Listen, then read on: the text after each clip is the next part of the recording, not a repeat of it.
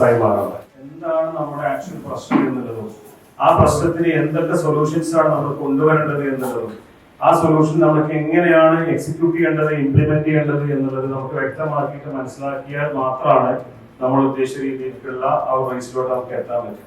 ഈ ഒരു ഉസ്താദിന് എന്താണ് ഇപ്പൊ ഈ ബിസിനസ് രംഗത്ത് പറയാനുള്ളത് എന്നുള്ളതായിരുന്നു എനിക്ക് അതിലൊരു ക്യൂരിയോസിറ്റി എനിക്ക് ആദ്യം വന്നത് അറിയാം. ഈ ഒരു ബിസിനസ് കോച്ചിങ് രംഗത്ത് ഒരു സിസ്റ്റം ഇംപ്ലിമെന്റ് ചെയ്യുന്ന, സിസ്റ്റം ഡെവലപ്പ് ചെയ്യുന്ന ഒരാളായിട്ട് അഫ്സൽ സലീസ്ഥാന്റെ വീഡിയോസ് കാര്യങ്ങൾ കണ്ടപ്പോഴാണ് ഞാൻ ആ വീട്ടിൽ കോൺടാക്ട് ചെയ്യുകയും വളരെ മികച്ച നല്ലൊരു കയ്യടിയും കൂടെ നമുക്ക് അഫ്സൽ സാറിനെ ഈ വീഡിയോയിലോട്ട് നമുക്ക് സ്വാഗതം ചെയ്യുന്നു.